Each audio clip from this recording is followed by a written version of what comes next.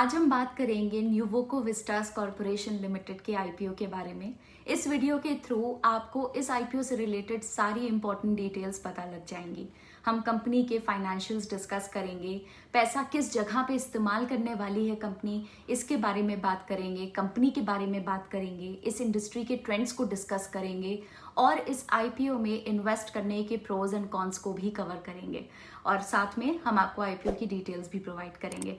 तो चलिए स्टार्ट करते हैं आज का आईपीओ डिस्कशन। अब बात करते हैं कंपनी के बारे में।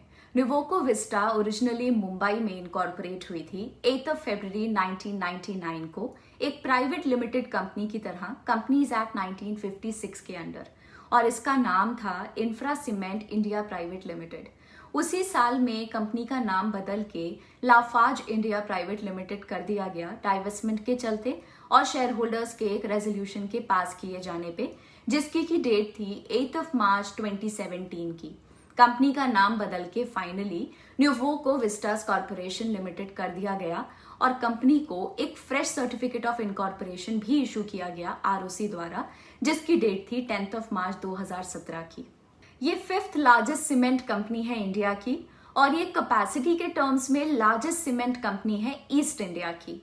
31 मार्च 2021 को इनके पास 11 सीमेंट प्लांट्स थे, 8 ईस्ट इंडिया में और 3 नॉर्थ इंडिया में।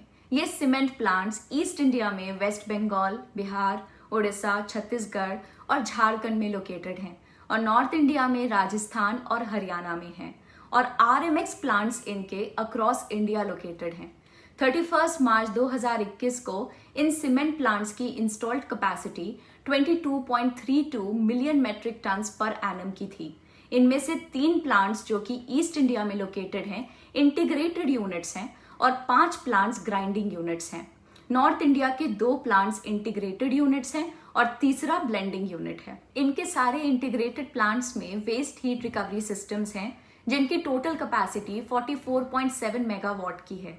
सोलर पावर प्लांट्स की टोटल कैपेसिटी 1.5 मेगावाट की है और कैप्टिव पावर प्लांट्स की जनरेशन कैपेसिटी 105 मेगावाट की है। 31 मार्च 2021 को इन्होंने टोटल पावर रिक्वायरमेंट्स का 50.43% जनरेट किया प्रोफॉर्मा बेसिस पे।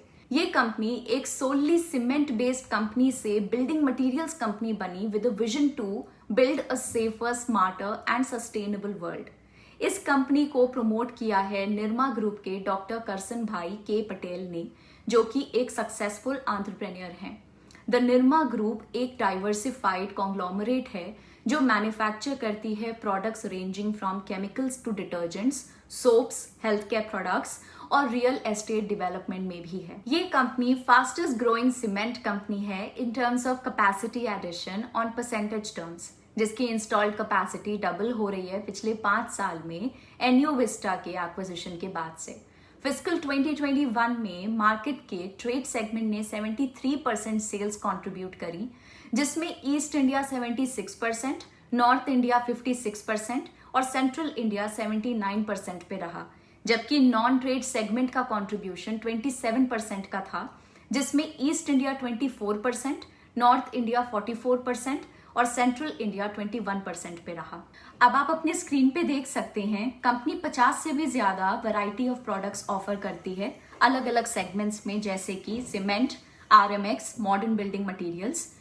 अगर हम प्रोडक्ट्स और ब्रांड्स की बात करें तो सीमेंट में इनके पास ऑर्डिनरी पोर्टलैंड सीमेंट यानी कि ओपीसी, पोर्टलैंड स्लैग सीमेंट यानी कि PSC, Portland pozzolana cement PPC और पोर्टलैंड कॉम्पोजिट सीमेंट पीसीसी बनाते हैं ये। और इनके की ब्रांड्स में इंक्लूडेड है Concreto, Concreto green, Duraguard, Duraguard microfiber, Duraguard water seal, Duraguard silver, Double Bull cement, Double Bull master etcetera. अगर हम रेडी मिक्स कॉन्क्रीट यानी कि आरएमएक्स की बात करें तो इनके पोर्टफोलियो में self compacting concrete, decorative concrete, ready to use concrete, crack resistant concrete, concrete with steel fibres और लीन कॉन्क्रीट जैसे प्रोडक्ट्स इंक्लूडेड हैं। और कुछ की ब्रांड्स हैं जैसे कि कॉन्क्रीटो, इंस्टामिक्स, आर्टिस्ट और X Con range of products.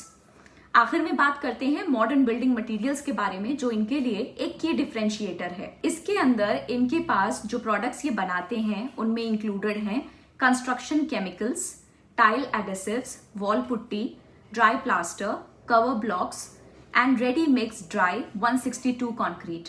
और इनको मार्केट और सेल किया जाता है 0M और इंस्टा मिक्स ब्रांड्स के नाम से। अब बात करते हैं इंडस्ट्री के ट्रेंड्स के बारे में। ग्लोबल सीमेंट प्रोडक्शन 2020 में 4.1 बिलियन मेट्रिक टन्स पे था अप्रोक्सीमेटली, और तब से अब में कुछ खास फर्क नहीं आया है।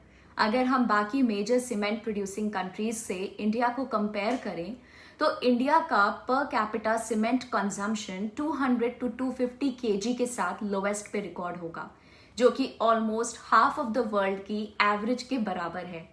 चाइना का पर capital cement consumption 1650 to 1750 KG के बीच है, जो कि वर्ल्ड में हाईएस्ट है, फॉलोड बाय कोरिया जिसका 900 से 950 केजी के ऊपर रिकॉर्ड हुआ है। लो पर कैपिटा सीमेंट कंजम्पशन होने के बावजूद इंडिया चाइना के बाद वर्ल्ड में सेकेंड लार्जेस्ट सीमेंट कंज्यूमर है। डोमेस्टिक सीमेंट की डिमांड 5% CAGR के मॉडर्न पेस पे ग्रो हुई फिस्कल 2015 और फिस्कल 2020 के बीच, जिसका सबसे बड़ा कारण था इंफ्रास्ट्रक्चर और अफोर्डेबल हाउसिंग कंस्ट्रक्शन में बढ़ती डिमांड। इनफैक्ट इस ग्रोथ की मेजॉरिटी फिस्कल 2018 और फिस्कल 2019 में देखने को मिली प्री इलेक्शन स्पेंड के दौरान। पैंडेमिक के चलते डोमेस्टिक सीमेंट की डिमांड में कमी देखने को मिली फिस्कल 2020 में, जो कि कंटिन्यूड रही फिस्कल 2021 में। फ्यूचर में affordable and rural housing, roads and highway construction और रेलवे नेटवर्क की स्ट्रेंथनिंग के रीजन से डिमांड एक्सपेक्टेड है कि ग्रो करेगी।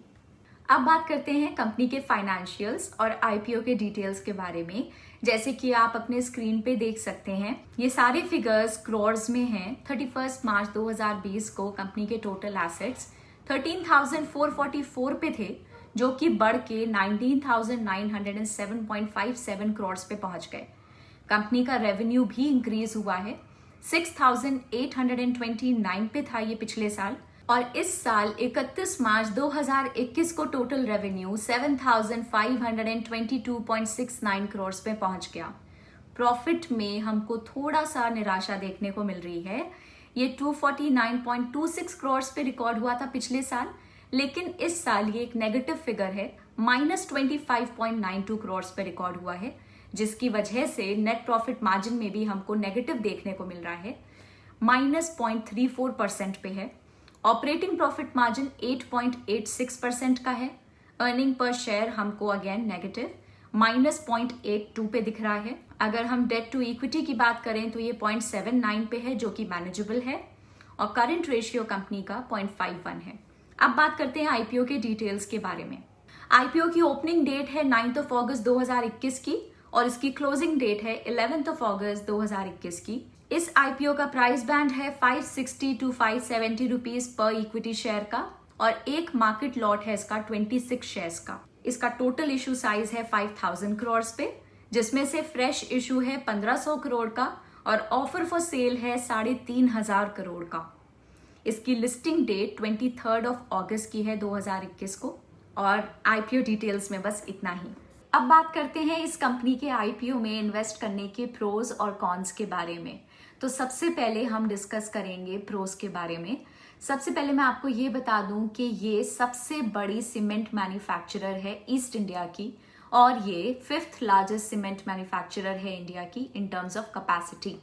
अगर हम बात करें इनकी स्ट्रॉन्ग परफॉर्मेंस की, तो कंपनी ने काफ़ी अच्छी रेप्यूटेशन बिल्ड करी है क्वालिटी प्रोडक्ट सप्लाई करने के लिए सीमेंट में, RMX में, मॉडर्न बिल्डिंग मटेरियल्स में, जिसकी वजह से इनकी रेप्यूटेशन काफ़ी अच्छी है, और इन्होंने जो ब्रांड्स बनाए हैं वो भी अपनी रेप्यूटेशन के लिए जाने जाते हैं। अगला बड़ा बेनिफिट इस कंपनी को ये है कि इनके सीमेंट प्लांट्स काफ़ी स्ट्रेटेजिक लोकेशंस में ईस्ट और नॉर्थ इंडिया में लोकेटेड हैं। ये लोकेशंस इनको इफेक्टिवली अपने प्रोडक्ट्स को सेल करने में और मार्केट करने में हेल्प करती हैं ईस्ट इंडिया में और नॉर्थ इंडिया में, और साथ में इनको एक्सेस देती हैं सेंट्रल इंडिया के भी कुछ अच्छे मार्केट्स का। इसके अलावा इनके पास 3 इंटीग्रेटेड यूनिट्स हैं और 5 ग्राइंडिंग यूनिट्स हैं, जो कि ईस्ट इंडिया में लोकेटेड हैं, और 2 इंटीग्रेटेड यूनिट्स और 1 ब्लेंडिंग यूनिट इनकी नॉर्थ इंडिया में लोकेटेड है। इसके अलावा इनका एक सक्सेसफुल ट्रैक रिकॉर्ड रहा है अपने एक्विजिशंस को एग्जीक्यूट करने का, जो कि इनके बिजनेस की ग्रोथ में काफी हेल्प करते हैं। कंपनी ने अभी रिसेंटली एनयू विस्टा और इमामी ग्रुप के सीमेंट बिजनेस को रिसेंटली अक्वायर किया है और इन एक्विजिशंस की वजह से इनको काफी कंपेटिटिव एडवांटेजेस रिसीव हुए हैं। अब बात करते हैं इस कंपनी के आईपीओ में इन्वेस्ट करने के कॉन्स के बारे में।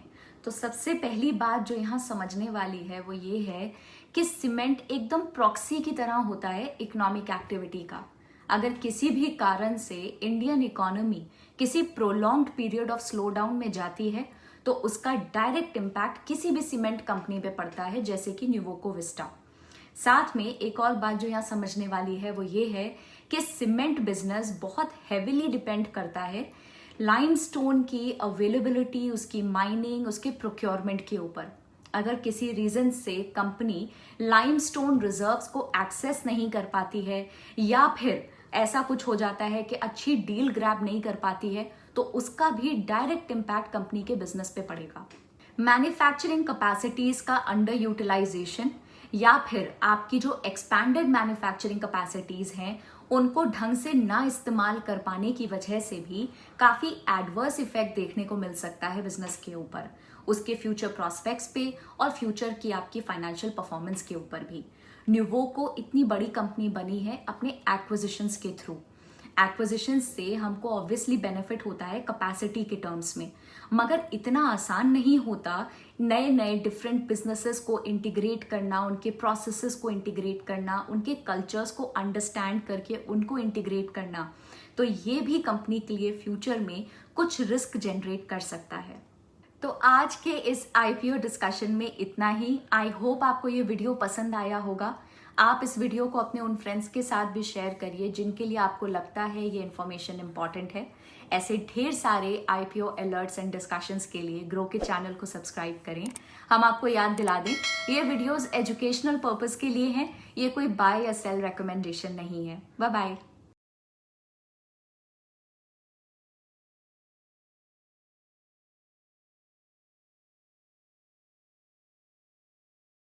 Investment in securities market are subject to market risks. Read all the related documents carefully before investing. Please read the risk disclosure documents carefully before investing in equity shares, derivatives, mutual fund, and or other instruments traded on the stock exchanges.